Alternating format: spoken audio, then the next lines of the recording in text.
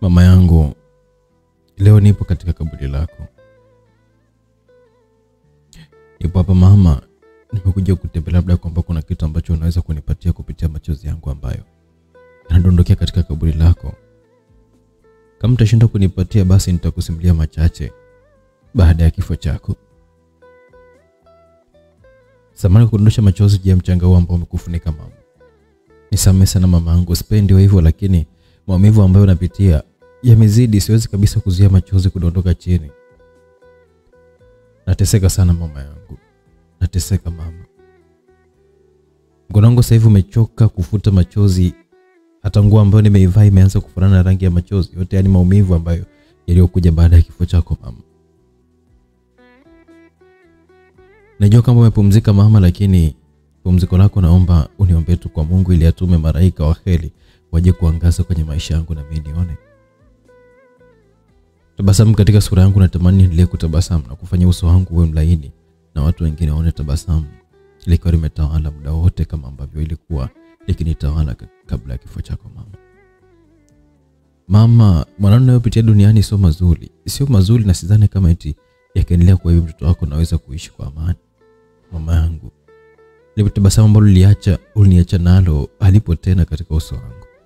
Ile dimpozi mwanya na mng'ao ambao uliniacha nao mimi mama na kunifanya nisifiwe na kila mmoja sasa hivi sipo hivyo. Vyote hivyo havipo na uwezi kabisa vipata katika sura yangu kwa sababu nimeunguzwa na moto kuanzia mikono, uso hadi kung'olewa meno, lengo likiwa ni kutonifanya niwe na muonekano wa kuvutia. Tangu nimekuwa mtu wa kulala jalalani. Nalala hapo, naamka hapa, nakula hapa chakula ambacho ulikuwa unaniwekea katika friji au kabati ili nikirudi kutoka shuleni basi nipate kula. Sasa hivi akipo tena mama. Baba hana habari na mimi wala hajui nipo wapi. Kwa kuwa nilikuwa naishi maisha magumu sana, ilibidi nikimbie nyumbani mama.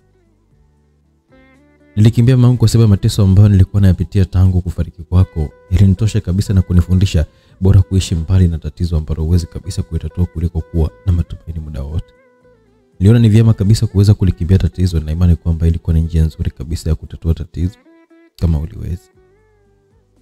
Matumaini yangu yalikuwa katika upande wa baba ambaye nilitarajia kwamba kwa atanipenda kwa kuwa alishajua kwamba mama yangu amefariki, lakini wapi, yeye amekuwa ndio kiongozi wa kuhamasisha mimi kuweza kupigwa, kunyimwa chakula na kutengwa kila muda. Nguo mpya ambazo alikuwa akininunulia mama alizichoma moto na kuniachia nguo mbili tu ambazo ndizo ambazo navaa muda wote.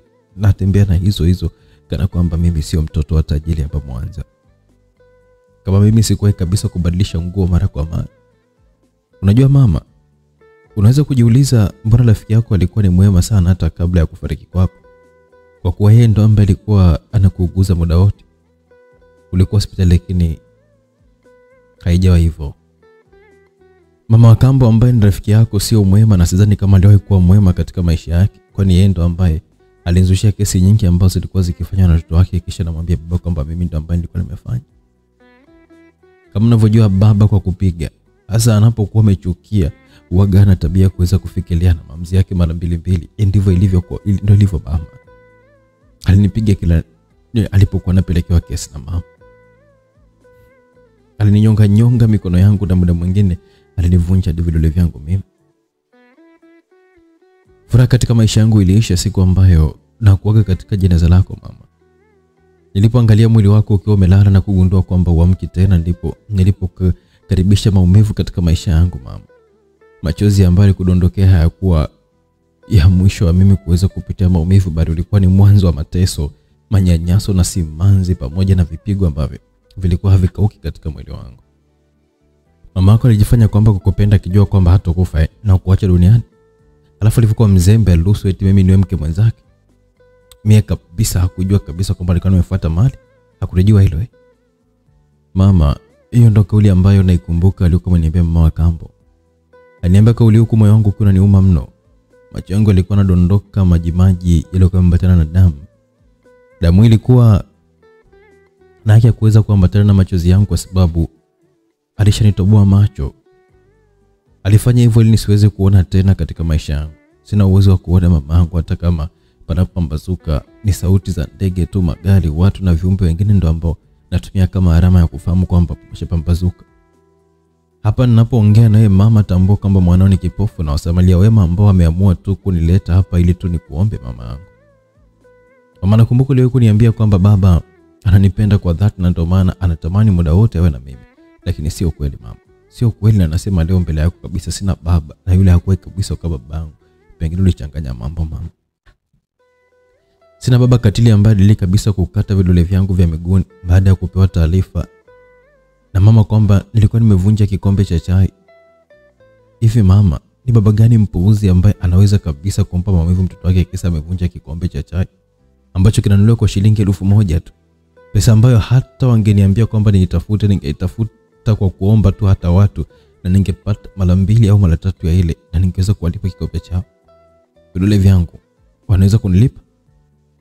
Najua hawezi, na watu wakawa hawezi kufanya hivyo, ila tu huyu ndo baba ambaye unasema kwamba ananipenda. Kama ananipenda, mbona hana mapenzi na mimi mtoto wake? Kwa sababu alishiriki katika kunimwagia mafuta usoni kisha akashika kiberiti chake na kuwasha moto. Uso wangu uliungua, na wakati nalalamika alikuwa analia kuongea maneno ya kejeli kabisa na fedheha. Sidhani kama eti kuna mzazi ambaye anaweza kabisa kumwambia mtoto wake maneno kama yale. Sijui kwa nini nilikubali kuzaa kiumbe kama hichi. Ndio maana mimba yako nilingangania kwamba itoke. Hayo ndio maneno ya baba. Ni maneno yake wewe mama.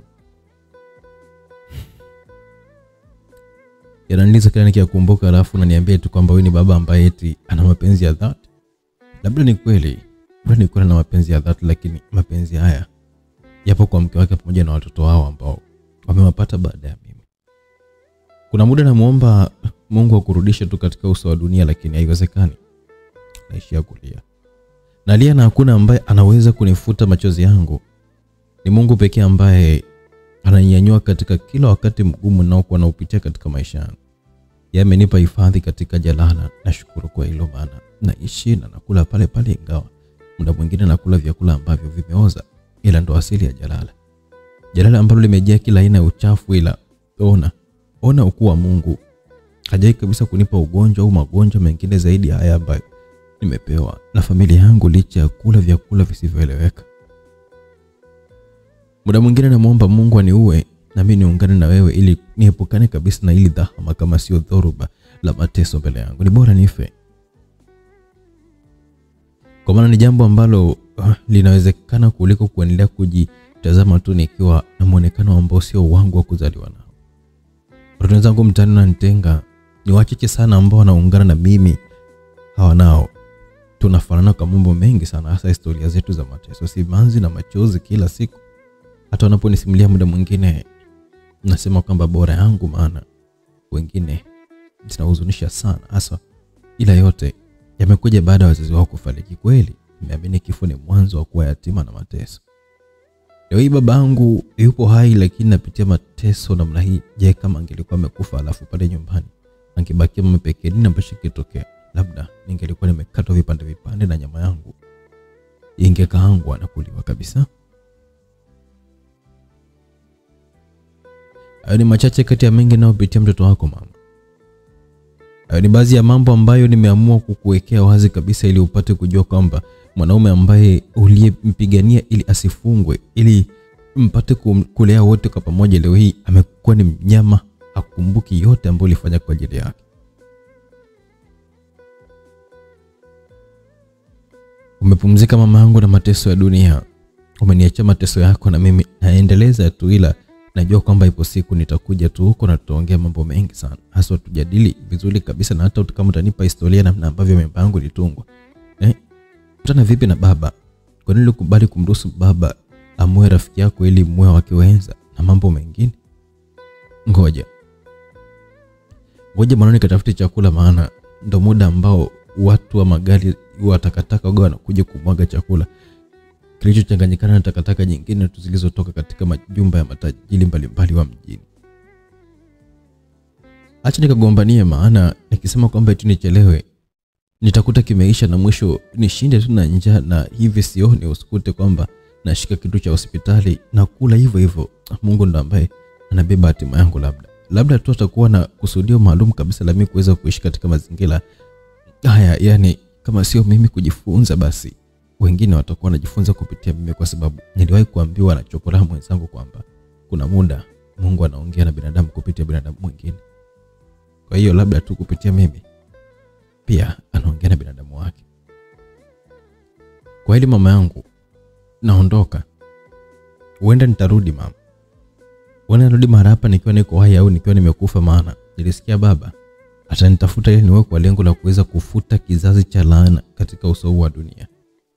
Kama atafanya hivyo ni sawa, na kama hatofanya ni sawa, ila kabla ya kufanya nitamwambia kwamba maisha hayana maana hata aongezewe miaka 70 katika umri wake.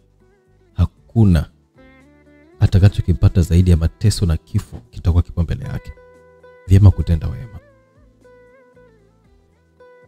Naam, alianza kupiga hatua huku macho yake yakianza kukamua machozi ambayo mwanzo yalitoka kwa wingi sana. Rosi, mke wangu, hatimaye safari ya milele imetimia. Haikuwa rahisi kabisa kuamini kama shimo lile ndio itakuwa ni nyumba yako ya milele.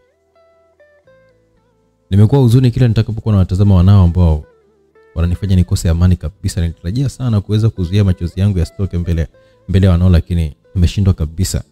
Selina kipenzi changu, kwa nini umeniacha wakati ambao bado nakuhitaji sana uwepo wako? Kama kungelikuwa na uwezo wa kuweza kuzuia usiondoke, basi ningefanya hivyo. Kifo chako kimetufanya tujifunze mengi sana huku duniani. Watu wanatucheka na kutusema vibaya juu ya maisha mapya ambayo tutakayokuwa tunaishi bila wewe. Wengine wanasema kwamba vipi nitaweza kuwalea watoto wetu Lulu bila uwepo wako. Lakini mimi sina mashaka sana na hilo. Naamini kabisa kwamba nafsi yako inaishi na sisi kila siku. Ni kuhakikishia tu kwamba atakuwa yuko salama kabisa, na kitu atakachokosa ni uwepo wako tu wewe. Nitajitahidi kuweza kumfanya aishi na kusahau kuhusu wewe ili awe na furaha kila siku. Nakumbuka wiki 2 kabla ya mauti kukukuta, ulisema kwamba nijitahidi sana kumtafutia mama atakayefanana na wewe ili wasikose mapenzi ya kweli kutoka kwa mama. Lakini acha leo nikwambie, nawaza kuhusu yule rafiki yako ataweza kweli kumtunza mtoto. Nawaza mno mke wangu, na sina hakika kama yupo na mapenzi ya dhati kama ya aina yako. Tena Mungu alikupa moyo wa malaika kwenye mwili wa kibinadamu. Sikuwahi kabisa kuona mwanamke ambaye alinipenda kwa dhati zaidi yako. Mwanamke ambaye upo radhi kumpa rafiki yako idhini ya kuolewa na mume wako. Naongea haya machozi yakanidondoka kwa sababu najua kwamba mwanangu atakuwa anakumisi sana. Mwanangu atafikia hatua siku za makongamano ya kina mama yatamuumiza mno, na nitambua hili. Sawa, labda mke wangu aliye naye muda huu atampa furaha, ila kuna muda atakuwa anakumisi sana. Yes, atakuwa anakumisi mke wangu. Nisamehe sana mke wangu kipenzi, najua kama maumivu uliyoyapitia kitandani yalitosha kabisa kuweza kunifundisha kwamba ulikuwa ni mke mwema kwangu. Na ndio maana ukuweza kufanya jambo lote lile zaidi ya kuniambia, mume wangu, najiona sina maisha ya kuishi na wewe siku za usoni. Na mimi nilifanya hivyo. Nimeona nina imani mtoto wetu kwamba ataishi tu katika amani na starehe.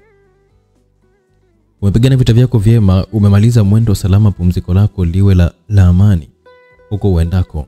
Sisi tutakuja tu kuzuru nyumba yako kila mara, ishara ya upendo na kumbukizi ya furaha yetu kwako. Kwa niaba ya wanao ninasema haya leo, na ninasema tena kwamba nitakupenda daima Lucy. Lulu aliyakumbuka maneno ya baba yake kabla ya kutoka katika kaburi la mama yake. Macho yake yalikuwa yamejaa machozi mno. Alitafakari kama baba yake aliweza kutamka maneno kama yale wakati wa kumfukia mama yake. Kwa nini hivi sasa amekuwa tofauti? Amekuwa tofauti na anaenda kinyume kabisa na kauli zake ambazo ziliambatana na machozi. Mwisho aliamua kufuta machozi kwa mkono wake wa kuume ambao ulikuwa na vidole vitatu, kisha huyo akaondoka zake kwenda kutafuta chakula jalalani, huko binti ambaye alikuwa akifuatana naye alikuwa amemshika mkono. Maneno yako yamenifanya nilie Lulu, alisema kijana yule mrefu mwembamba mwenye rangi nyeusi ambaye alikuwa ametitia Gracie. Dunia na walimwengu na inawali maharagi, ila sijaviona hivyo vyote. Tuondoke kisha tukakosa chakula. alisema Lulu huku akiwa anapiga hatua na kuondoka mahala pale. Ndio alikuwa ni maisha ya Lulu, binti mdogo ambaye alikuwa ameingia katika mateso, simanzi pamoja na majuto tangu kufariki mama yake. Kutoka katika nyumba ya kifahari iliyopo maeneo ya Butimba jijini Mwanza, alikuwa ombaomba ambaye alikuwa anapenda kusimama katika stendi ya Nyegezi na kuishi jalalani baada ya maisha yake kuwa magumu zaidi. Babake Joel Limo alikuwa hana habari kabisa na mtoto wake. Penzi lilotengenezwa na mke wake Lucy kupitia kwa Esther ilimfanya asahau kabisa kama alikuwa na mtoto ambaye alikuwa anamhitaji kama baba katika maisha yake. Alipoambiwa kuhusu Lulu muda wote hakuacha kugomba tena. Ungemsikia akiwaambia marafiki zake pamoja na wafanyakazi wenzake ofisini akisema, "Hujui kwa nini nafanya haya?" Aliwagombeza kutaka kabisa wamzoe, hasa katika swala la Lulu. Msaada pekee wa Lulu ulikuwa ni katika majalala na baadhi ya watu ambao walikuwa wanampatia 100 na wengine 50. Watu hao walikuwa na huruma mno. Walizibadilisha roho zao kutoka kwenye ugumu hadi ulaini kwa jinsi ambavyo Lulu alikuwa akionekana. Ilikuwa ni rahisi mtu yoyote ile kuweza kumsaidia. Gari lile pale kaapa na kuja muda si mrefu, alisema Grace baada ya kufika katika jalala ambapo waga wanaokota vyakula pamoja na vitu vingine. Jalala lile ndio lilikuwa ni kama sehemu yao ya kulala. "Sawa, usichelewe Grace," alisema Lulu ambaye papasa chini kisha alika. Moyo wake uliweka tabasamu kuona kwamba amempata rafiki ambaye alikuwa anamjali na kumthamini muda wote. Hata alipokuwa yuko mbali na yeye alijikuta anakosa raha, jambo ambalo lilimfanya Grace asiwe mbali na rafiki yake yule. Grace alikuwa ni miongoni mwa watoto wa mtaani ambao walikuwa wamefukuzwa kwao baada ya babake na mamake kufariki katika ajali iliyotokea kona ya Bwilu miaka 10 iliyopita. Baada ya manyanyaso kuzidi katika nyumba yao, aliamua kukimbia na hakuna mtu ambaye alijishughulisha naye. Kila mmoja alikuwa anafanya mambo yake, jambo ambalo lilimfanya hata Grace mwenyewe aanze kutafuta chakula kwa kuungaunga. Mwanzo alikuwa anapita kwa majirani huko akiomba kula, lakini baadaye aibu ilimpata. Aliona hana sababu ya kuendelea kufanya hivyo, badala yake aliamua kuingia mtaani. Alitembea kila kituo cha daladala na kukaa huku akiomba, ila nako pia hakukuwa na unafuu. Walimwengu walikuwa wakimpita na wengine wakimchamba kwa jinsi ambavyo alikuwa akionekanika. Mwisho aliamua kwenda kituo cha mabasi Nyegezi ambako huko alikutana na Lulu. Ndio urafiki wao umeanzia hapo. "Grace, mlikuwa wapi wenzenu leo? Kuna pilau asili litupwa hapa, tumekula acha tu," alisema mtoto mmoja hivi ambaye alikuwa amekunja shati lake na kuweka mdomoni huku tumbo likiwa liko wazi. "Hapana Rose, niliondoka, nilikuwa na rafiki yangu yule pale," Grace alisema huku kananyosha kidole chake katika sehemu ambayo Lulu alikuwa amesimama. "Grace, unatembeaje na kipofu? Sijui chizi pale lipo taoni aibu. Yaani watu wote tumemtenga hapa ila wewe tu ndo ambaye unamjishobokesha," alisema Rose. Maneno ya Rose yalimkera Grace ambaye alijawa na hasira mno. Alimtazama Rose kwa jicho la kuonya, lakini Rose hata kujali jicho lake. Ndio kwanza akaendelea kuongea.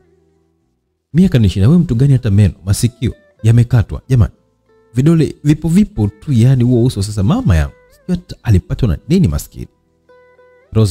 Rose, inatosha. Kama yupo hivyo ni yeye. Na wewe shukuru tu kwa kuwa ni mzuri kuliko viumbe wote hapa.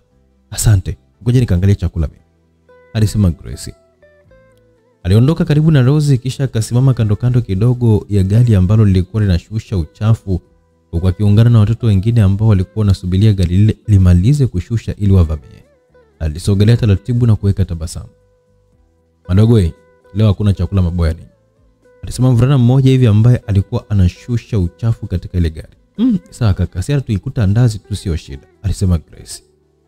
Ilikuwa ni jioni iliyochangamka hivi katika jiji la Mwanza. Kila mmoja alikuwa na majukumu yake. Waliokuwa barabarani walikuwa na watazama watoto ambao walikuwa wanasubiria gari liondoke ili wapate chakula. Hatimaye gari liondoka mahala pale na watoto wapatao 11 walikimbilia ili wapate chakula. Changu niache," alisema mtoto mmoja wa makamu mwenye umri wa miaka 5 hadi 7 hivi, hakuzidi hapo. "Acha bana, wewe fali. Nitakudunda isilete shobo tu afu na kuona kila siku tu unanifuatilia wewe."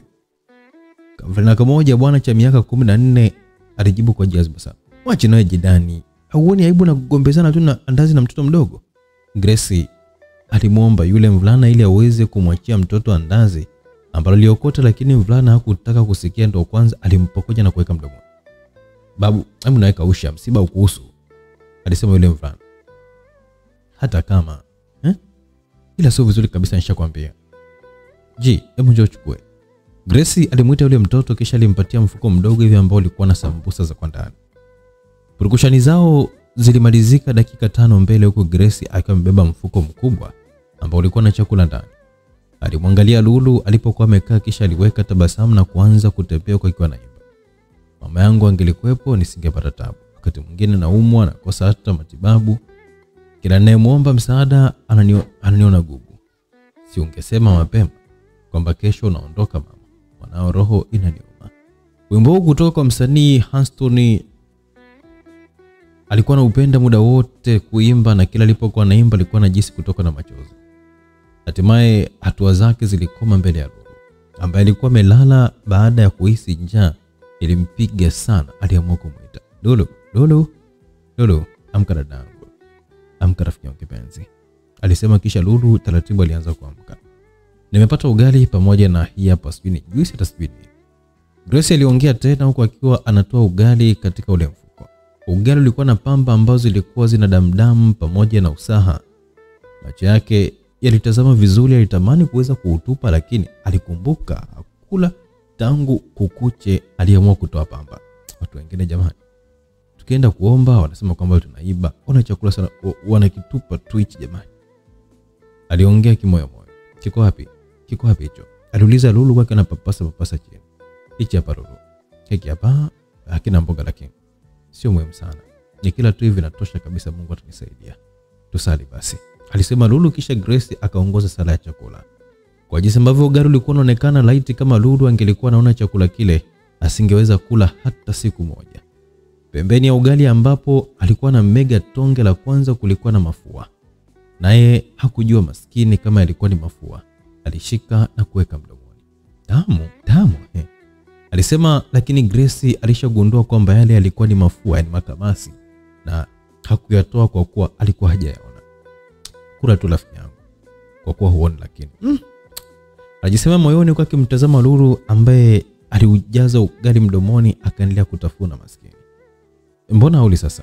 Lulu aliuliza baada ya kugundua kila akipeleka mkono agusana na mkono wa Grace. Hapana, nakula ila nilikuwa naweka tu haya maji sawa. Kumbe ni juisi ya ukwaji bwana. Hebu onja. Grace alisema kisha akampa rafiki yake juisi.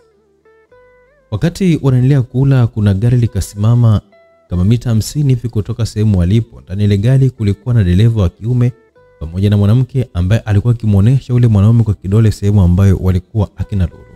Baada ya dakika 7 gari liondoka. Hawakujulikana walikuwa ni akina nani na lengo lao haswa ilikuwa ni nini, ila Grace aliona gari likiondoka mara pale. Si umeshiba? Alimuuliza Lulu, naye alitekea kwa akiwa anakunywa na juice.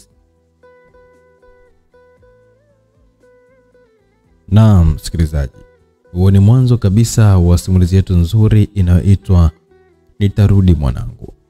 Mtunzi wa simulizi hii ni Sam Dafur, anayepatikana kwa nambari 0717 255 498.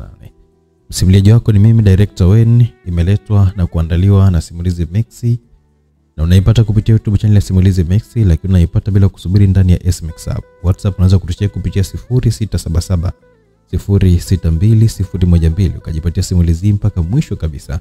Simulizi tamu kweli kweli. Kilichojili na kuendelea basi nitaendelea kujuza hapa. Bado tuko na sehemu ya kwanza ya simulizi yetu.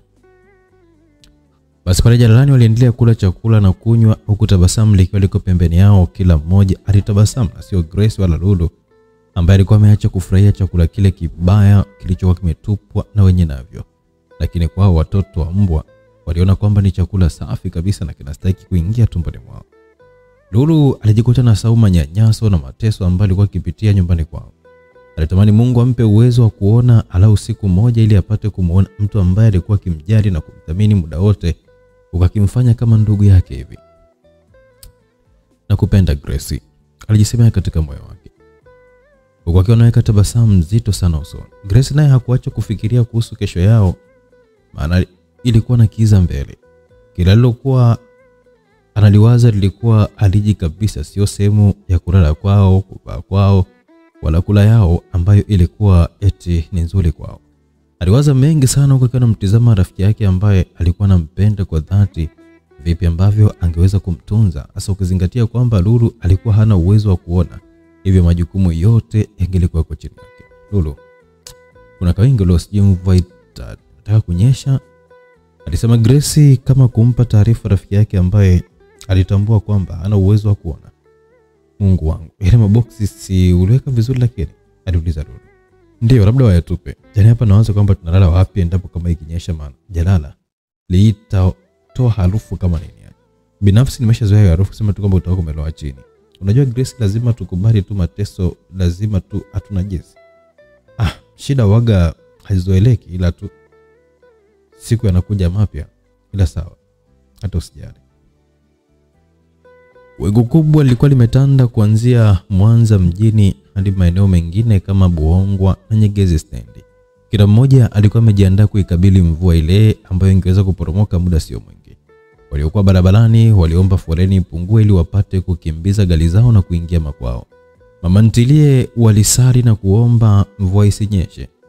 Waliolima mashamba walikuwa naomba mvua inyeshe ili kunusuru mazao yao ambayo yalikuwa yanakauka, na jua kila mmoja alikuwa naomba vile ambavyo alikuwa na yeye kwake ni bora. Mmoja wa watu ambao walikuwa kwa njiani alikuwepo Joeli ambaye ni baba wa Lulu, huku akiwa katika gari yake akitokea mjini kuelekea Butimba. Muziki mkubwa ulikuwa unamsindikiza naye hakuacha kuusikiliza. Baby, kuna baridi kali leo aisee. Ufanya wai. Ilikuwa ni message ambayo ilikuwa imeingia kutoka kwa mke wake, na alisoma kisha kaweka tabasamu katika uso wake. Inaonyesha amenimisi. Ndo mambo bwana, waga napenda. Alijisema moyoni kisha aliweka simu pembeni. Foreni ilikuwa imepungua kwa magari mengi kusogea mbele, na alianza kuendesha gari taratibu. Hatimaye alifika katika kona ambayo ilikuwa inaelekea Butimba. Alikata kona na kuanza safari ya mwendo mdogo mdogo, huku akiwa anaangalia kulia na kushoto. Mbele yake alimuona mwanamke ambaye kama alimtambua hivi. Ilibidi apige honi kisha akasogeza gari kwa pembeni ili apate kuzungumza naye. Yule mwanamke baada ya kugundua kuwa aliyempigia honi alikuwa ni Joel, aliamua kusimama. Rachel, unaweza kuingia ndani na maongezi na wewe? Alisema Joel huku akiwa ametokeza kichwa chake katika kioo cha mlango wa gari. Nipo na haraka, kuna sehemu nawai, ila cha muhimu sana, maana ungeniambia tuta kwa simu nadhani kwamba ingekuwa ni vyema tu, alisema Rachel. Nadhani kwamba unafahamu nini nataka kwako, but kina umuhimu ndani yake, ila tu ni kwamba anyways nitakupigia, kuna shida, alisema Joel huku akiwa anatoa kichwa chake katika kioo cha mlango wa gari na kurudisha ndani. Rachel naye hakuonesha kama alikuwa na wasiwasi kuhusu kitendo kile, ndio kwanza alitembea kuelekea upande ambapo Joel alikuwa ametoka. I wish nimpate huyo asi, alijisemea Joel huku akiwa anamtazama Rachel kupitia side mirror. Rachel Sanga alikuwa ni miongoni mwa wanawake ambao walikuwa wanasifika kwa uzuri maeneo ya Butimba. Laiti kama ungefika pale ukauliza bodaboda ni mwanamke gani mzuri, basi wangekutajia Rachel. Mungu alimuumba Rachel kwa udongo wa kipekee kabisa, na kama ilivyokuwa kwa Wasukuma wengi kuwa na gula bia, ndivyo ilivyokuwa kwake. Alipewa gula bia ambalo lilikuwa liko ndani ya umbo nambari 8 ambalo lilikuwa linamvutia kila mwanaume alikuwa nakutana naye. Macho yake madogo ya warangi yalikuwa katika uso wake, huku mashavu yaliyokosa vinukta yalifanya awe na mdomo mdogo hivyo kuvutia. Vijana wengi wanapenda kuita lips denda. Mara zote Joeli anatupa mshipi ili uweze kumpata, lakini Rachel hakuwa na uhitaji wa mwanaume kwa wakati ule. Kwake aliona mapenzi kama siasa, yani mchezo mchafu. Kuumizwa kwake katika mahusiano kulimfundisha kujitunza na kujilinda tu. Hakutaka wanaume ambao wangeweza kumchezea. Pindi mashoga zake walipokuwa nazungumza kuhusu mapenzi, ungemsikia akisema, "Hapana, mapenzi niachie kwa kweli. Naomba tu niache, nimechoka haswa. Nitajioa mwenyewe." Joel aliondoka mara pale na safari yake ilikomea nyumbani kwake ambako alipokelewa na mtoto wake wa kiume ambaye alikuwa anaitwa Jonah. Huyu alimpenda kuliko kitu chochote kile. Alimpa mahitaji yote muhimu ambayo alihitaji. Nguvu ya kufanya haya yote ilitokana na uwepo wa mke wake. "Baba, shikamoo," alisalimia Jonah huku akiwa anamwangalia baba yake na kushika ndevu kabisa. "Marhaba, ujambo," alisema Joel kisha akaingia ndani na kumkuta mke wake akiwa yuko sebuleni na angalia runinga. Umechoka kweli kweli," alisema mke wake Joel ambaye alikuwa akiitwa Salome. "Acha tu, nimechoka kama nini. Vipi huyu alienda tuition?" aliuliza Joel huku akiwa anamwangalia mtoto wake ambaye alikuwa katika maungo yake. Alienda, siku hizi anajua kusoma, akili zipo kidogo." Walijikuta wanaongea mambo mbalimbali. Hatimaye Joel akaelekea bafuni kuoga na kujiweka sawa. Mke wake alibaki sebuleni kwa muda kisha alienda jikoni ambako aliandaa chakula. Baada ya kuiva vizuri akarudi tena sebuleni kuongea na Jonah. Joel alikuwa anaishi katika nyumba ya kifahari ambayo haikuwa na mfano ndani ya Butimba nzima. Geti kubwa la kifahari ambalo lilikuwa limezungushiwa fence ya matofali lilikuwa linawafanya wasiingiliwe na wezi. Bwawa kubwa la kuogelea lilikuwa liko nyuma ya ile nyumba. Kila weekend pindi alipokamua kujipumzisha basi angelioga. Kapeti la nyasi bandia zilizokuwa zimetandikwa vyema ndani ya jumba lile na kufanya sehemu kubwa kuwa ni ya kijani kitupu. Gharama zote hizi zilifanywa kutokana na mchango mkubwa ambao alikuwa ameutoa kutoka kwa Lucy kabla ya kifo chake. Ni Lucy ndo alikuwa ameshiriki kumpa mawazo chanya mume wake ya kununua kiwanja kisha kujenga. Baada hapo alimpa mbinu mbalimbali za kutunza na kukuza hela, jambo ambalo lilimfanya Joel kuwa na hela maradufu kutoka kuingiza shilingi 10,000 kwa siku hadi 100,000 kwa siku. Lucy alifahamu elimu ya fedha. Alijua vipi pesa inafanya kazi, na ili ufanikiwe pesa unahitaji kuwekeza sehemu na sio kutumia kama ambavyo ilikuwa inafanywa na Joel wakati yuko mwenyewe. Baada ya kumaliza kuoga alielekea chumbani na kujiweka sawa kisha akarudi tena sebuleni na kusimama katika korido. Baba, leo nimekutana na dada Lulu hadi machozi yalini. Jonah alikuwa anataka kuzungumza kuhusu kumuona Lulu mchana wa siku ile, lakini alizuiliwa na mamake. Pumbavu, mshenzi wewe. Nani amekwambia kile kikaragosi ndadako? Mimi naweza kuzaki sonono kama kile, kuwa na akili nitakufumua siku nyingine. Salome bwana, alisema kwa jazba kwa kana mwangalia mume wake ambaye alisimama katika korido. Jonah, hapa nyumbani uko pekee, wewe ndio mtoto wetu. Yule tulimchukua ili kuweza kumsaidia tu. Hakuwahi kabisa kuwa sehemu yetu, sawa baba? Kwa hiyo usimuite tena dada. Wewe uone kama haendani kabisa na sisi. Alisema Joel huko akiwa anamsogelea mtoto wake na kumshika bega. Nikajua dadangu maana nilizoea. Jonah alisema sio ndugu. Sio wala hamuhusiani kabisa, na ukimwona huko mpite kama humjui, asije kabisa kukupa dege yule, sawa? Oho, alisema Salome kisha aliinuka na kwenda kwenye friji. Friji ilikuwa ina unguruma, aliamua kulizima na kulifungua. Ndani kulikuwa na nyama pamoja na vyakula vingine. Ngoja huyo samaki sijui atanimfanyaje, alisema Salome. Kwani karibika au? Aliuliza Joel huko akiwa anasogelea mahala pale. Alifika na kunusa. Shit. Hebu tupa tusitu kama matumbo bure. Yaani tupa kabisa, stake kabisa nimuone hapa, alisema baada ya kumnusa yule samaki. Samaki hakuharibika kutokana na friji kukaa muda mrefu, lakini mazingira yao ya kula kitu safi kilichotoka moja kwa moja kwenye maji kiliwafanya watupe samaki yule. Utajiri ulimfanya asile chakula ambacho kilishalala. Mara zote pindi chakula kilipokuwa kimelala siku moja au mbili, basi kingetupwa. Alafu nishakwambia samaki mna kulaza, mambo anafanya maskini huko, sio sisi. Kama hela ipo na inaingia kila siku, ndio maana nakuwa tunalishalisha tu kukula viporo hapa, alisema Joel. Mvua kubwa ilikuwa inanyesha, tena kubwa haswa. Na ngurumo zikaendelea kusikika. Wakiwa katika kibanda kidogo cha muuza chipsi maeneo ya Nyegezi Kona, Lulu alikuwa anahisi kutetemeka na baridi. Hata hivyo muda wake wa kulala ulikuwa tayari umefika. Gracie, na usingeze sana, alisema kwa kana jikunyata. Tenda wapi sasa? Wapi tenda sasa hivi? Aliuliza. Gracie alitambua wazi kwa jinsi ambavyo mvua ilikuwa inanyesha hakukuwa na sehemu ya kwenda ambako kungeweza kusaidia ili waweze kujihifadhi kwa wakati ule. Wakati anaendelea kuongea, muuzaji wa chips aliwaona ikabidi wasogelee. Wenyewe wadogo, chezeni basi, mnakaa tu hapa mnasubiri nini kama sio uchawi tu hapa? Alisema muuzaji chips. Kaka, tunakomba tukae hapa kwa sasa hivi tu, kisha nyamaza tutaondoka. Gracie aliongea kwa sauti ya upole huku akiwa anaanza kupiga magoti. Wewe Farani, wateja wangu watapike? Watapike?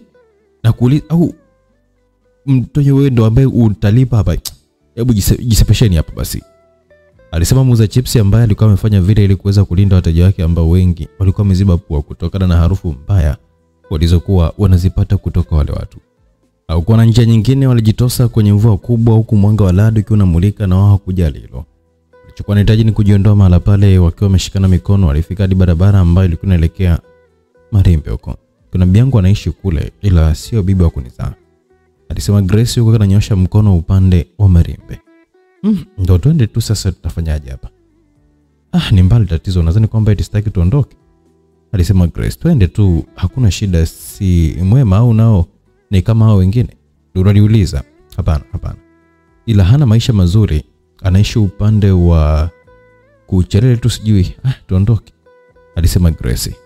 Walitembea kwa umbali kidogo, ila miguu ya Lulu ilianza kumuuma, hata mwili wake ulipandisha joto mno. Hakuona kama angelikuwa anaweza kutembea na kufika mbali. Ikabidi amwambie Grace wasimame. Nimechoka, tusimame. Kama umechoka kaa tu mgongoni nitakubeba. Grace alisema licha ya Lulu kukataa, lakini alifanya kwa upendo na walibebana maskini.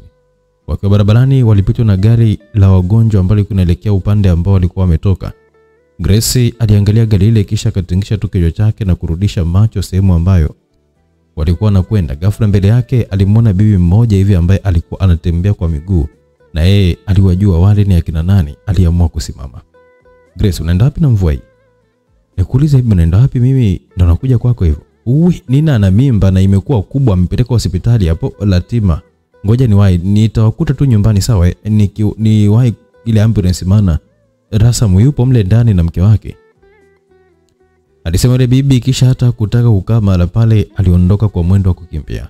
Alionekana ni mtu ambaye alikuwa amechanganyikiwa hivi. Yote hii ilikuwa ni kumwahi mgonjwa ambaye alikuwa anasema yuko hospitali. Nina kumbe na mimba na anataka kujifungua. Si kweli. Nimefika zamani sana, alisema Grace huko akiwa anaendelea kutembea. Mvua haikuacha kwa usiku ule hadi wanafika nyumbani kwa yule bibi. Dakika zilienda, masaa pia alifanya kuongezeka kwa giza katika jiji la Mwanza. Ndani ya hospitali ya Litima, taarifa ya kwamba Nina amejifungua mapacha wa kike ilikuwa imesambaa kama maji yaliyomwagika sakafuni. Kila mwanafamilia alikuwa amepata taarifa hii. Waliokuwa katika hospitali ya Litima walikuwa wamejawa na furaha sana. Ilikuwa ni taarifa njema kwa familia ya Rasam ambaye amebahatika kupata mapacha katika maisha yake. Kila aliyekuwa anapata taarifa alijikuta akiwa anaweka tabasamu katika uso wake na kumpongeza Nina kwa kujifungua salama. Lakini muda mfupi mbele ilikuja taarifa ambayo ilivunja matumaini ya wengi. Taarifa hii ilitoka katika chumba cha daktari ambaye alikuwa amemsaidia na kuleta watoto duniani.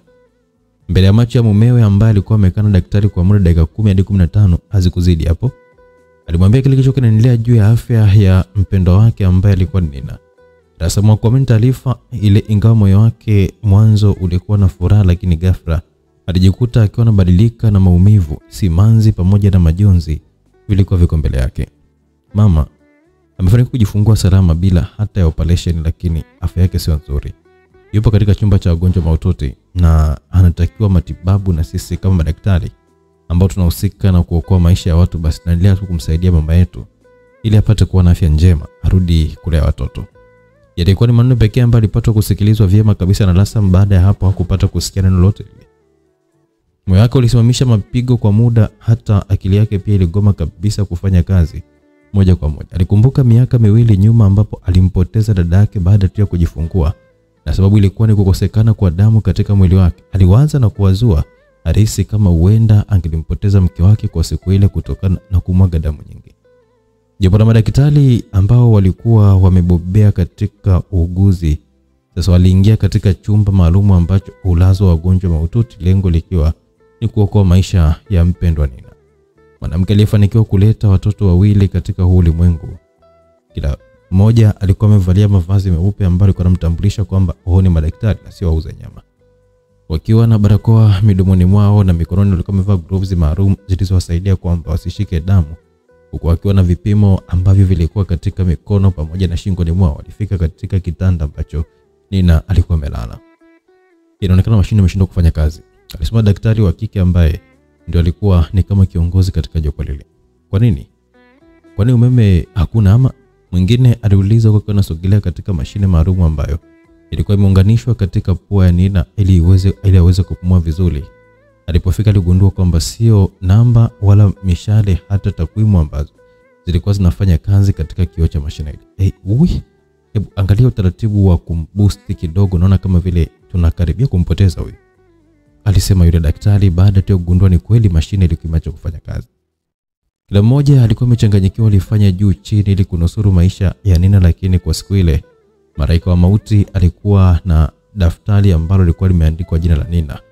Ukulikali limepigwa mkasi kana kwamba ni picha iliyokuwa na watu waliokuwa wamekufa. Naye alifika pembeni ya Nina akasimama alimsalimia kidogo. Baada ya muda alihitaji kuchukua roho yake ili airudishe kwa muomba. Ni kweli ilikuwa hivyo. Hakutaka hata kuchelewa sana, alifanya kile ambacho kilimleta mahali pale. Licha ya umaili na uhodari waliokuwa nao waganga na wauguzi wa hospitali, lakini hakufanikiwa kuweza kumrudisha Nina ambaye alikuwa amekwisha kufariki muda mfupi mbele, baada ya wao kuweza kuingia wakiwa na lengo la kutaka kumpa huduma ili arejee katika hali yake ya kawaida. Taarifa njema ilikuwa imeambatana na taarifa mbaya. Furaha iliamua kumpisha ndugu yake huzuni mahali pale ili na yeye aweze kutawala kwa muda. Sio madaktari wala wauguzi na wafanyakazi wengine wa hospitali ambao wamepokea taarifa ile kwa furaha. Kila mmoja alionea huruma sana watoto ambao walikuwa wamezaliwa muda mfupi nyuma. Walijikuta wakiwa wanaishiwa nguvu na kunyong'onyea, hata namna ya kuanza kumuelezea Rasam walishindwa kabisa. Mvua ilikuwa imeanza kunyamaza taratibu. Mama wa Rasam ambaye ni bibi wa Grace alikuwa amekaa kwenye benchi pamoja na Rasam ambaye naye alikuwa pembeni kidogo kwa nje akiwa amejinamia, hajui hili wala lile. Alisikia mlio wa kitu kama kinajiburuza kwa chini hivi, ilibidi atizame ni kitu gani. Alitupa macho upande wa chumba cha wagonjwa mahututi. Macho yake alishuhudia madaktari wawili wakiwa wanaendesha kitanda chenye mataili ambacho kwa juu kulikuwa na mwili wa mtu uliofunikwa na shuka kubwa jeupe. Kuna mtu kafa? Alijiuliza bila hata kupata jibu. Hakutambua kwamba yule ambaye alikuwa amefariki ni mke wake kipenzi Nina. Aliwatazama wale madaktari hadi walipokuwa wameingia katika chumba cha kuhifadhi maiti, na yeye ndio akapata kurudisha macho yake sehemu ambayo alikuwa amekaa. Alimtazama mama yake ambaye muda wote alikuwa anawaza kuhusu afya ya mgonjwa wao ambaye tayari alifanikiwa kuleta mapacha, lakini afya yake sasa iko poa. Kwa hiyo daktari alisemaje ndani alipokuwa amekuita? Rasam aliuliza kwa sauti iliyokuwa imejaa uchovu. Amesema kwamba yupo chumba mahututi, kwa hiyo nilikuwa natazama wale pale ambao wamepita pale, kidogo moyo wangu ulienda mbio, alijibu Rasam huku akiwa anajaribu kujisugua sikio lake ambalo alihisi kama vile lilikuwa na mdudu hivi kwa ndani. Wanafamilia wale wakaendelea tu kupiga stori za hapa na pale. Hakuacha kuomba kwa Mungu mgonjwa wao apate kuwa na unafuu wa afya. Samahani mama, naomba unifuate, njoo. Daktari mmoja ambaye alikuwa ametoka upande wa mashariki ambako kulikuwa na wodi ya wazazi alisema, na Rasam alisimama ili kuweza kumfuata yule daktari. Macho ya Rasam hakuacha kumwangalia mama yake ambaye alikuwa anatazama kwenye kona, na yule daktari naye aliamua tu kurudisha umakini katika wodi ya wagonjwa mahututi. Ghafla alikuja daktari ambaye alikuwa ametokea ndani ya chumba cha wagonjwa mahututi. Daktari wako mwingine bali ni yule ambaye alikuwa ametoka kuongea naye muda si mrefu kuhusu afya ya mke wake Nina. Alimtazama kuanzia juu hadi chini, kisha karudisha tena macho yake katika uso wa daktari. Alimtazama kwa makini sana, wa hali ya juu sana mno. Hadi daktari aliamua kunyanyua tu mdomo wake na kusema, "Twende chumbani kwanza," alisema na daktari. Daktari hakutaka kumwambia ukweli Rasam kwamba mke wake ameshafariki pindi wakiwa wako nje. Aliona hii ni taarifa mbaya, hivyo alikuwa anapaswa kumwandaa kisaikolojia ili hata atakapompatia basi asipatwe na mshtuko wote ule wa moyo ama akili ambao ungesababisha naye kutokuwa sawa kwa wakati ule. Baada ya kufika chumbani, alikaa katika kiti ambacho walitazamana na Rasam, kisha akaruhusu mdomo wake kufunguka. Alisema, "Sina uhakika sana kama kila binadamu anaweza kuishi milele, ingawa pilika zetu za hapa na pale za kutafuta ugali zinatufanya tusahau kabisa kama kuna kifo. Lakini yote hayo mwisho wake ni kwamba kila nafsi itaonja mauti, na kila aliyezaliwa na mwanamke basi siku zake za kuishi zinahesabika." Aliweka kituo na kumtazama Rasam ambaye alishaanza kugundua kitu kutoka katika kauli ile ambayo ilikuwa imechota maneno kutoka katika Biblia na Qur'ani pia. Sisi kama madaktari tuliobobea katika uuguzi tumedumu kwenye hii sekta kwa muda mrefu sana. Tumejitahidi kwa hali na mali ili kuweza kunusuru maisha ya mpendwa wetu, lakini Mwenyezi Mungu alipaswa kutukumbusha kwamba lazima kwake tutarejea tu. Rasam, najua hii taarifa itakuumiza kuliko taarifa yote ile ambayo uliwahi kuisikia katika maisha yako, lakini naona kwamba nikwambie tu kwamba mpendwa wetu Nina hatupo naye tena. Aliweka kituo kikubwa sana huku kijasho chembamba kwa kinamtoka. Ulikuwa ni wakati mgumu kwa kusema ukweli ule kwa yule daktari, kama ilivyo kwa madaktari wengine ambao wanapata wakati mgumu pindi wanapokuwa wanataka kuzungumza ukweli kuhusu kifo cha mtu. Wakati kama huu kila neno linapoteza, na kama daktari ilitakiwa kumwandaa vizuri mtu ambaye atampa taarifa ili wasije kupoteza mtu mwingine pia. Baada ya kupewa taarifa, kimya kilitawala. Hakuna ambaye alizungumza, sio Rasam wala daktari, wote walibaka kitazamana tu kwa macho ya Rasam akionyesha kutoka machozi tu mfululizo. Baada ya kimya cha muda, aliruhusu mdomo wake kuzungumza. Ina maana yule ambaye alitoka kwenye chumba ni mke wangu. Naamnia Rasam. Kama nilivyokuambia kazi ya Mola ina makosa. Pole sana, nadhani kwamba tungefanya utaratibu wa kuweza kumwandaa mpendo wetu kwenda kwenye makazi ya kudumu, lakini pia tungeandaa mazingira ya kuweza kuwapa ndugu wengine taarifa. Alisema daktari kwa kinyanyuka na kumsogelea Rasam. Mkono wa daktari ulitoa katika bega la Rasam kisha alimgusagusa kidogo. Kitendo hichi kilienda kufukua kilio ambacho mwanzo kilianza kwa kwikwi, na kadri muda ulivyozidi kwenda ndivyo kiliongezeka, na sasa kilio cha mtu mzima kilisikika kutokea katika kile chumba. Rasam alilia hadi macho yake yalibadilika rangi kutoka kwenye weupe hadi wekundu. Alifikiria vipi angeweza kuwalea watoto wake. Aliwaza maisha ya ndoto ambazo alishawahi kuota pamoja akiwa na Nina. Aliwaza vitu ambavyo Nina alikuwa amemwahidi kabla ya kwenda kujifungua. Alijikuta akiwa anaishiwa nguvu. Muda mfupi mbele alipoteza fahamu, ilibidi daktari amchukue ili akampatie matibabu. Ilikuwa ni majira ya saa 11 alfajiri. Hospitali ya jijini Mzani ilikuwa imepatwa na pigo la kumpoteza mwanamke ambaye amejifungua. Kwa upande wa madaktari ilikuwa ni taarifa mbaya, kwani ilienda kuharibu sifa ya kituo kama ilivyozoeleka kwa watu wengi pindi wanaposikia mama mjamzito amefariki wakati wa kujifungua, basi husita kupeleka wagonjwa wao katika hiyo hospitali kwa dhana kwamba wauguzi walifanya uzembe wakati huo wa uzazi. Sio upande wa madaktari tu ambao kwao ilikuwa ni taarifa mbaya, bali ilikuwa ni taarifa mbaya kwa familia nzima ya Rasam ambaye hivi sasa alikusha poteza fahamu, na mke ambaye alikuwa ameitwa na daktari ili apate kuzungumza naye. Wakiwa katika chumba cha daktari, maongezi yalianza baina ya mama Rasam pamoja na daktari ambaye alikuwa yuko mbele yake. Watoto wapo wawili, wote ni mapacha, na nimekuita hapa kwa kuwa wewe ni mwanamke na unajua namna ya kulea. Alikaa kimya huko akiwa anamtazama mama Rasam ambaye alikuwa amebaki kumwangalia, huku kichwa chake kilikuwa kinafikiria kwa kina nini ambacho daktari alikuwa anamaanisha. Kisha kaendelea. Mama yetu ametoweka duniani. Kabla hajamalizia mama Rasam alishika kichwa chake akasema, Mtume. Alisema kwa sauti kali sana, hali ambayo ilibidi daktari amzuie. Tafadhali naomba kuwa tu mtu mzima, najua kabisa kwamba ukutarajia taarifa hii, ila ya kupaswa kabisa unisikilize haya ambayo nataka kukuambia sasa hivi.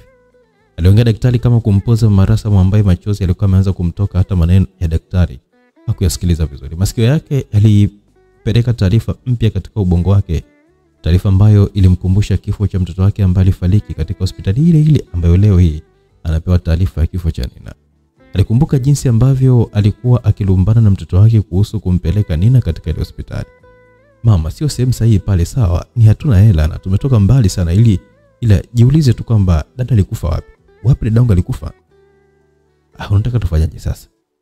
Kama ni kifo ni mipango ya Mungu, tuache tuone tu kuzalia tu nyumbani, serikali itatutafuta na ikutufunga kabisa. Haya, ukisema kwamba tumpeleke katika hospitali nyingine, ni mahela hayo yote au utayatoa wapi? Ilikuwa ni kumbukumbu ambayo alikuwa anaikumbuka muda mfupi baada ya daktari kumpa taarifa ya kifo cha Nina. Mamangu, hebu nisikilize. Na kwamba hatuhitaji kuendelea kupoteza na watu wengine, hasa vichanga hivyo. Umakini wako katika hili ndio ambalo linanusuru maisha ya watoto, alisema daktari. Ikabidi mama Rasam awe makini kumsikiliza. Nje ya hospitali jua lilikuwa limeanza kuchomoza miale yake kutokea upande wa mashariki. Kila ambaye alikuwa hospitali alifahamu kwamba kulikuwa kumepambazuka. Waliokuwa mara pale kwa ajili ya kuweza kuwauguza wagonjwa wao waliamka na kujiweka sawa, huku wakiwa wanakunja kanga pamoja na mashuka ambayo walikuwa wametumia kuweza kujifunika. Mama Rasam alikuwa ni mmoja wa watu ambao walikuwa wamepigwa na miale ya jua wakiwa katika chumba cha daktari, wakipewa baadhi ya maelezo ambayo yangeweza kusaidia kulea watoto mapacha ambao Nina alikuwa amewaacha. Ghafla mlango uligongwa na daktari ambaye alikuwa anaongea na Rasam. Kabla ya kuweza kuzimia, aliingia ndani. Sura yake ilionyesha ya upole mno. Alikuwa ni kama mtu ambaye alikuwa amenyongonyea kwa kuishiwa nguvu hivi. Kichwa chembamba kilikuwa katika eneo la pua yake. Alisimama pembeni ya kiti cha daktari ambaye alikuwa yuko mle ndani, kisha akamnong'oneza, kuna taarifa mbaya kuhusu baba wa wale mapacha, alisema na daktari huku akiwa anaweka kituo kidogo. Daktari mwingine alimwangalia mama Rasam kwa jicho la kutafakuri hivi, kisha alimeza mate kidogo. Arudisha macho yake kwa yule daktari wa kwanza, kisha akasema, nini kimetokea Ishaf? Samani, hebu njoo uone mwenyewe. Aliongea daktari ambaye alikuwa anaitwa Ishaf huku akiwa anaanza kuondoka. Daktari alimwangalia mama Rasam kisha alimwomba akae pale kwa muda na akaelekea katika chumba ambacho kulikuwa na Rasam ambaye alikuwa amezimia. Mwendo wa nusu kutembea nusu kukimbia kama watu waliokuwa na haraka hivi. Walijikuta wanafika katika wodi ambayo Rasam amelazwa. Walimkuta muuguzi akiwa anamfunika Rasam shuka mwili mzima. Mbona unamfunika mwili mzima? Apumue vipi sasa? Aliuliza daktari. Amefariki wakati ambao tunampa matibabu hivyo. Nataka kumpeleka chumba cha kuhifadhia maiti. Alisema muuguzi kwa kianza kuvuta kitanda vizuri ili aweze kukitoa katika chumba. Taarifa hii ilikuwa ni ngumu kuaminika katika masikio ya daktari yule ambaye licha uzoefu wake hakutaka kukubali. Aliomba kumsimamisha yule daktari kisha akachukua vipimo na kupima mapigo ya moyo ya Rasam. Aligundua ni kweli alikuwa amefariki. Mbele yake aliona mlima mzito wa kumweleza ukweli mama ambaye alimwacha ofisini kwake. Mlima ambao ulimtaka aupande ili amfikishie taarifa Rasam. Jamani.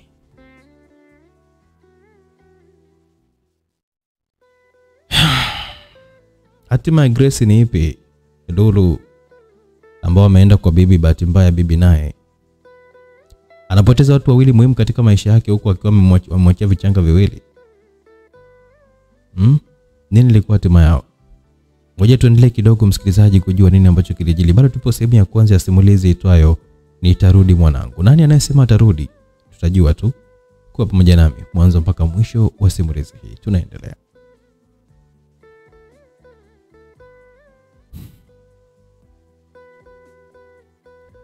Daktari akuona namna ya kuweza kukabili jambo lile ambalo lilikuwa ni gumu, sio kwa upande wake bali hata kwa upande wa watu ambao anaenda kuwafikishia taarifa ile. Alitazama vyema maiti kisha ile alimpa ruksa daktari mwingine kupeleka maiti ile katika chumba cha kuhifadhia maiti huko. Angewekwa kwenye jokofu kwa muda kisha angetolewa endapo kama Rasam angeweza kumudu gharama za hospitali. Aliondoka akiwa mnyonge mno, mwili wake ulikuwa umeishiwa nguvu. Alichukia kana kwamba ni yeye ndo ambaye amesababisha kifo kutokea mahali pale. Alitembea kwa taratibu, hata watu wengine ambao walikuwa wakiwauguza wagonjwa wao walihisi kuna jambo upinde walipokuwa mwana daktari yule. Wengi walizungumza ya kwao, naye aliwapita bila hata kuwasalimia. Haikuwa kawaida yake kufanya hivyo, lakini ilimlazimu kutokana na mawazo ambayo alikuwa anayapitia. Alifika katika mlango wa ofisi yake, alishika kitasa kwa muda bila hata kufungua. Aliwaza kuingia ndani lakini alisita, hata mkono wake ulikuwa unatetemeka mno. Mwili ulimwambia haukuwa muda mwafaka kuweza kuzungumza kile ambacho alikuwa anataka kusema kwa Masam, lakini nafsi ilikuwa inamsuta. Hata moyo ulikuwa unampa matumaini kwamba atashinda tu, anatakiwa kufanya hivyo. Hakukuwa na njia nyingine zaidi ya kuweza kukubali ukweli kwamba watu ambao aliwapigania kwa hali na mali wamepoteza maisha huku wakiacha vichanga wawili. Rasam akiwa ndani alihisi kama kitasa cha mlango kimeguswa hivi. Aliwaza ni nani ambaye alikuwa yuko mahali pale, lakini alipuuzia na kuamua kuendelea kuangalia picha ya rais ambaye alikuwa madarakani ambayo ilitundikwa ukutani kwa juu hivi, huku akitafakari maisha yatakuwaje na vipi atafanikiwa kuweza kutoa mwili mochwali. Alishwa nguvu na ghafla alisikia mlango ukifunguliwa na aliamua kurudisha macho katika mlango ili kutazama apate kufahamu ni nani ambaye alikuwa anafungua mlango ule.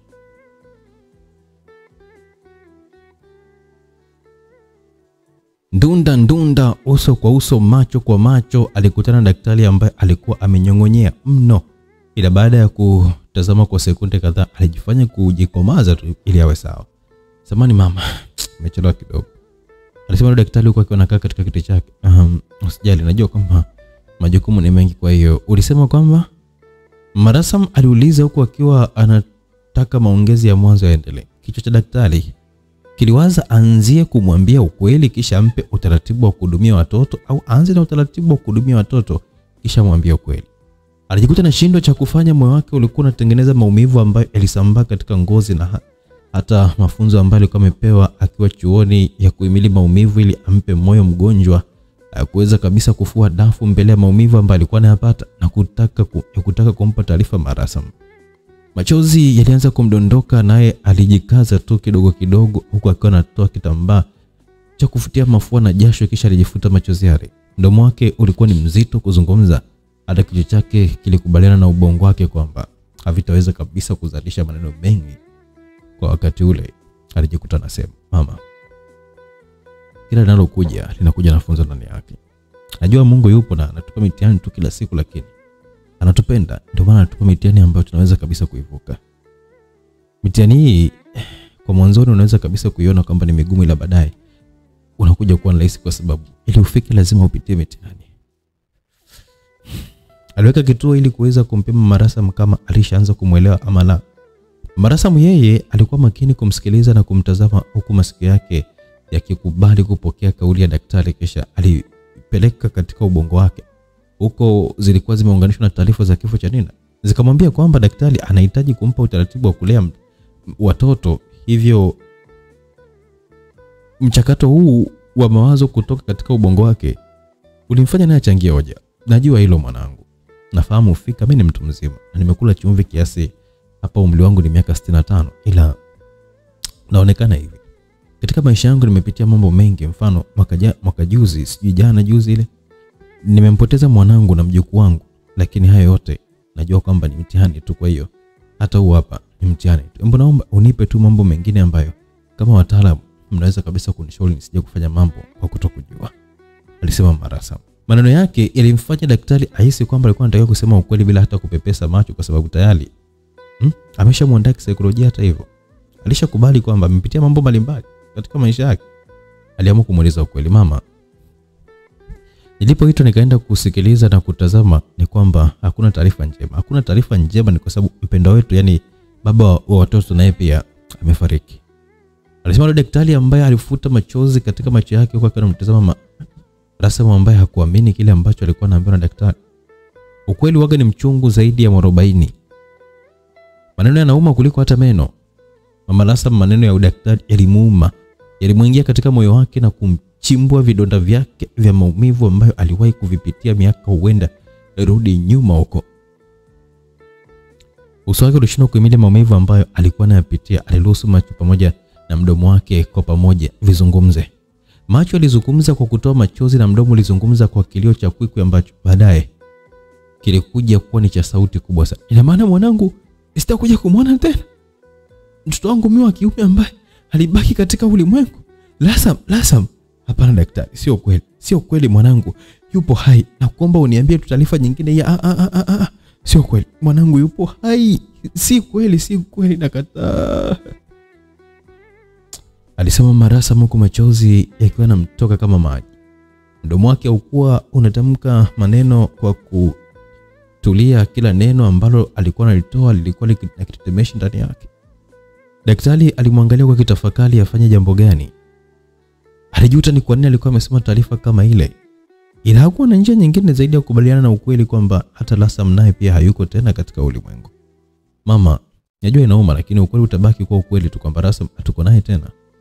Hayupo na sisi, ni jukumu letu si kuweza kufanya taratibu zingine, alisema daktari kama kutaka kumweka sawa Marasam. Moyo wangu, mwanangu Lasam, kwa nini niachia mzigo hivi? Kwa nini? Lakini hawa watoto ambao umewaacha mimi wakiwa wachanga, nani ambaye atawalea? Nani? Kwa maisha gani haswa ya kuniachia mzigo kama huu mwanangu? Maisha ambayo naishi katika kibanda cha nyasi ambacho hata sijui kama kipo ama hakipo, au kuna maisha mengine mwanangu?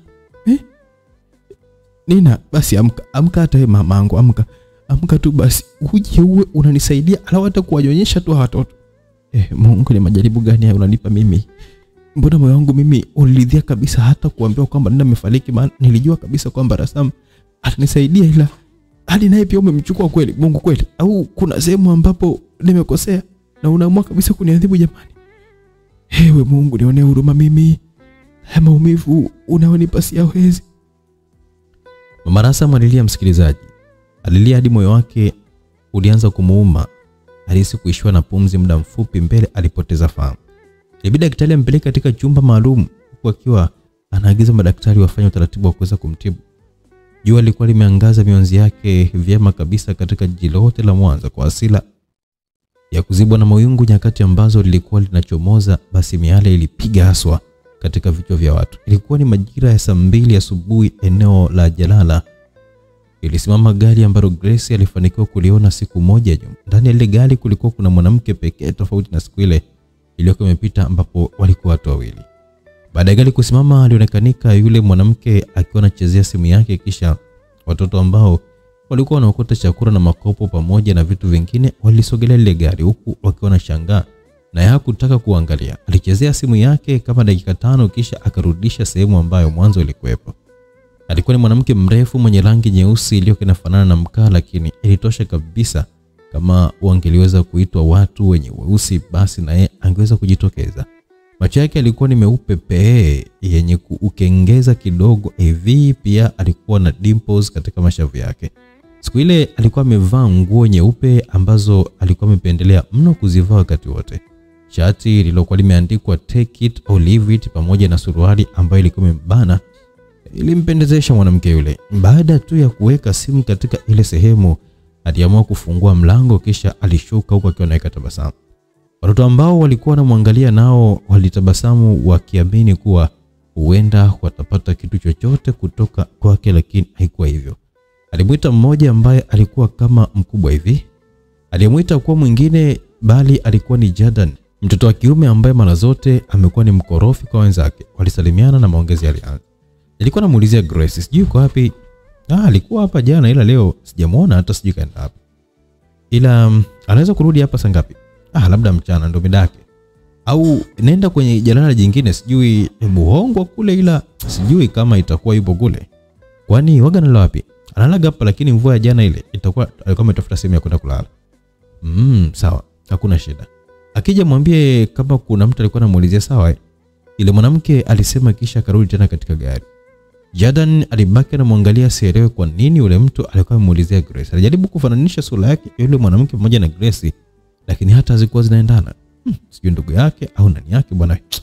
So issue wala ngoja mimi nicheze zangu hapa nikatafute mavyupa huko nikauze zangu mimi. Alisema kwa kiwa naondoka, watoto wengine ambao walikuwa pembeni walimfuata ili kupata kujua alikuwa nani yake hadi amuite yeye kisha wazungumze jambo ambalo lilimfanya awazuie. Kausheni basi. Nimekalia tu kuzonga tu hapa kama vile nimewaibia maro zenu bwana. Nyema bwana. Alisema kwa jazba kutokana na tabia yake ya ukorofi. Watoto ilibidi wamheshimu tu kauli yake. Hakuna ambaye aliliki hata kuendelea kumuuliza maswali. Akiwa katika gari, yule mwanamke alikuwa amejiandaa kutoka. Ghafla simu yake iliita na aliyetoa na kuangalia katika kioo. Jina lilitokea limeandikwa my heartbeat, yani mapigo ya moyo wake. Haraka alipokea na kuweka sikioni. Umefanikiwa kumuona au? Aliuliza mume wake bila hata salamu. Wanasema kwamba yupo, sijui nifanyaje hata. Alijibu kwa sauti ya upole kidogo. Kaenda wapi? Sijana tu hapo alikuwa hapo, mbona ana malaika wa heli sana huyu mbwa. Mwanaume alionekanika kugomba. Ndio alikuwa hapa, ila nimeulizia watoto wamesema kwamba labda mvua imemfanya aondoke, lakini kama sio mchana basi jioni watarudi, maana hapa ndo semea muda wote. Tuje jioni. Sawa.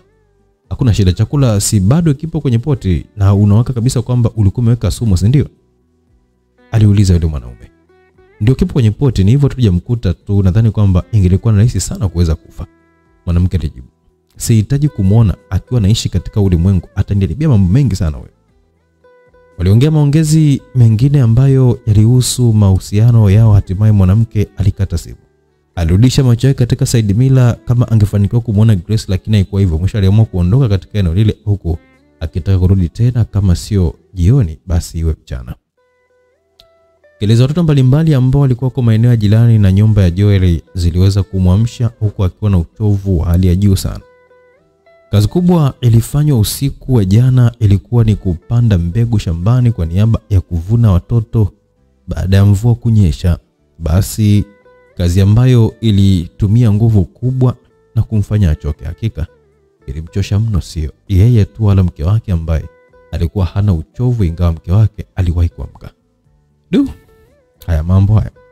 Alisema kwa anasogea katika dressing table akiwa na nguo ya ndani ambayo ilikuwa imeziba sehemu za asili tu. Alijitazama na kuweka tabasamu. Nimechelewa, nahitaji kuwa job. Anyways, ngoja nikaoge kwanza. Alirudisha macho yake kwenye kabati. Aliangalia taulo ambalo lilikuwa lipo katika kabati lile maalumu nje ya kabati linalowekwa nguo. Alitoa na kwenda kuoga. Salome alikuwa nje akifanya maongezi na mtu ambaye alikuwa amesimama nje ya gate. Maongezi yao yalikuwa na Musa Ruru. Nisikilize mimi kwanza. Mission sio ngumu, tatizo hela. Weka mtonyo, kila kitu kitakuwa sawa tu. Hapo shida iko wapi labda? alisema mtu ambaye alikuwa yuko nje. Alex, sijui hata unakwama wapi, yani hela ipo au unasema kwamba sitakupa hela yako au? Ndio Salome, nimefanya kazi kwa muda mrefu sana. Alafu watu na waua na wanipe hela posho, naamua tu kuua walionipa kazi. Hiyo kali aise, ila mimi nakupa hela yako tu kwa jina la Yesu kabisa, nisipokupa wewe ni uwe. Au ngoja nikaongea na mume wangu jioni, nitakupa tu majibu au vipi? Sawa, ila lulu kenyewe si kale tu kadogo ambako kalikuwemo kanaheshima huko ndani au? Aliuliza Alex. Ndio, ndo huyo nampata tu kwenye jalala, fanya tu usiniangushe, ila ngoja niongee na mume wangu hapa, nataka nimwashie moto hapa sasa hivi, alisema Salome. Salome aliona njia pekee ya kukamilisha zoezi la kuondoa uhai wa Lulu ni vyema mpe Alex. Alex alikuwa ni miongoni mwa watekaji na muuaji mkubwa katika jiji la Mwanza. Kuanzia kwenye kuuza madawa ya kulevya hadi kuishia katika kuteka watoto pamoja na kuua watu. Matukio yote yakiarifu kama yalipotiwa kituoni, ni yeye ndo ambaye alikuwa anashiriki kazi yake kubwa mjini. Ilikuwa ni hiyo. Watu mbalimbali walikuwa wanahitaji watoto kutoka mikoani ama kwenye majiji kama Dar es Salaam, Arusha, Tanga na maeneo mengine. Walimtafuta tu yeye na aliwateka watoto, na pindi wasipompa hela basi umauti ungelikuwa mbele yao. Katika maisha yake alichokuwa anakihitaji ni hela na sio vinginevyo. Endapo pesa ingewekwa mezani kwa wakati mwafaka, basi ingemrahisishia zoezi. Kuchelewa kupewa pesa na Salome ndio ilikuwa ni sababu ya kukataa kazi ya Salome, ambaye alimhitaji aweke pesa kwanza kisha akamilishe kazi yake. Baada ya maongezi yao, kila mmoja alikuwa ameelekea kwake, huku Salome akirudi ndani. Alimkuta Joan akiwa amesimama mlangoni akiwa amevaa sare za shule. "Ushapewa pesa ya chakula aliuliza. "Ndio, hii hapa shilingi 10,000." alisema Joan huko akiwa anatoa hela katika mfuko wa shati.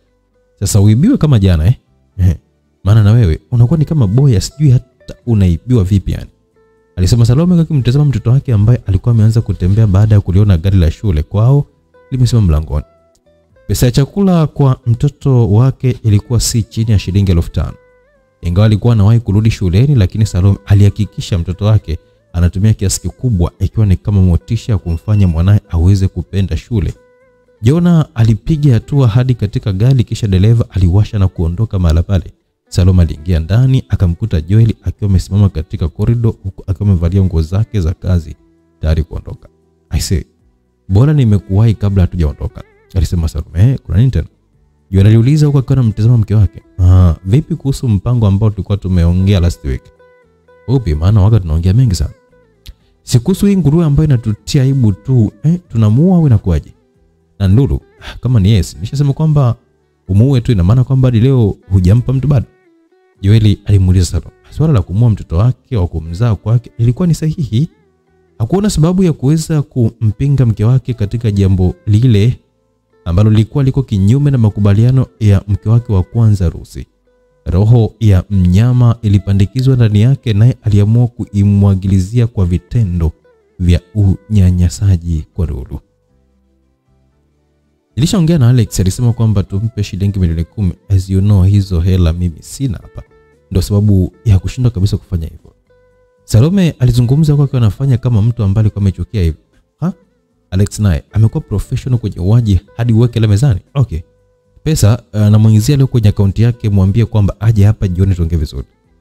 Aliweka kituo kisha akamsogelea mke wake ambaye aliweka tabasamu katika uso wake. "Usijali, akifa huyu mbwa tutakuwa hatuna tena kelele, maana kila mmoja atafahamu kwamba ameshakufa. Okay, bye and take care. Ukinimisi nipigie." Aliongea kwa kumhakikishia mke wake maisha mazuri baada ya kifo cha Lulu.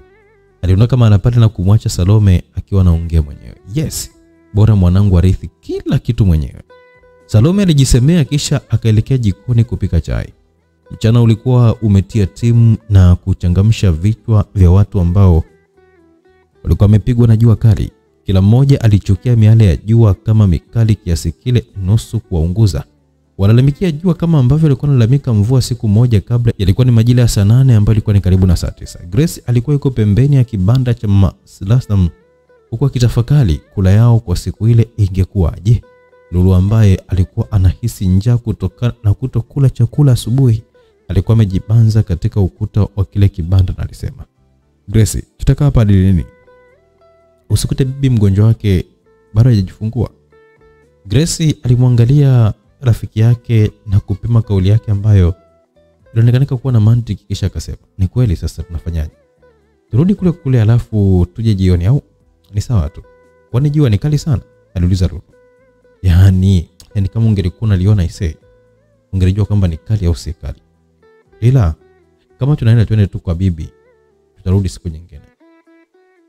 Hata hakuna shida hata jioni hivi, Grace alimwelezea mwenzake. Ukali wa njaa ambayo walikuwa nayo kwa wakati ule, waliona ni bora warudi jalalani ili kuweza kutafuta chakula kama ilivyo kawaida yao na sio kuendelea kukaa pale katika eneo lile. Wakatafakari huenda bibi asirudi kwa wakati ule, na ikapita hata siku 3 labda kurudi, kitu ambacho kingeweza kuwakalisha na njaa tu. Au kaombe majirani, alisema Lulu. Na wajua majirani wa hapo kwa bibi aisee. Akiomba bibi hata chumvi tu, hata msema sembuse chakula, hata huyu mwenye geti huyu. Grace aliongea kana nyosha kidole katika nyumba ambayo ilikuwa na geti. "Kako wapi misioni?" Lulu alijitetea kwa kumkumbusha Grace kwamba yeye hataoni. Hata hivyo, alivyokuwa ameonyesha ile nyumba ya jirani hakubahatika kuitia machoni. Kuna siku nilikuwa na njaa hapa bwana. Nikaja hapa na bibi sijui alikuwa ameenda mjini. Nikafika hadi kwenye geti lao pale, nikagonga na wakanikaribisha ndani. Naomba chakula hicho, kaniambia kwamba kilichobakia ni cha mbwa, sisi hatunaga tabia kuweza kuwapa wageni chakula. Haki niliumia sana, sijui kama wakifa nitakuja kuwazika yani. Grace alisimulia kisa ambacho aliwahi kufanyiwa na watu wanaoishi katika nyumba ile. Walipiga soga za hapa na pale, lakini muda ulivyokuwa umeyoyoma, waliamua tu kuanza safari ya kwenda jalalani ambako waga wanaokota chakula. Lisali moja la kutembea kwa miguu lilitosha kabisa kwao kufika katika jalala. Ilikuwa ni kama bahati hivi, waliona watoto wenzao wakiona kibilia gari ambalo lilikuwa linashusha uchafu.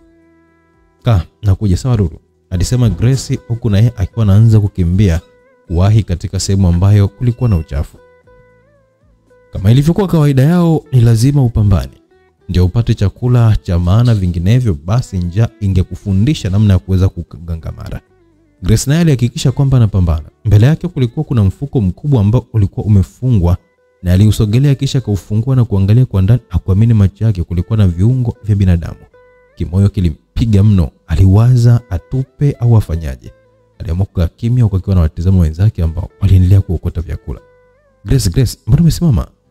Ilikuwa ni sauti ya G.E, mtoto ambaye alikuwa amemsaidia siku ya jana yake. Hamna kitu.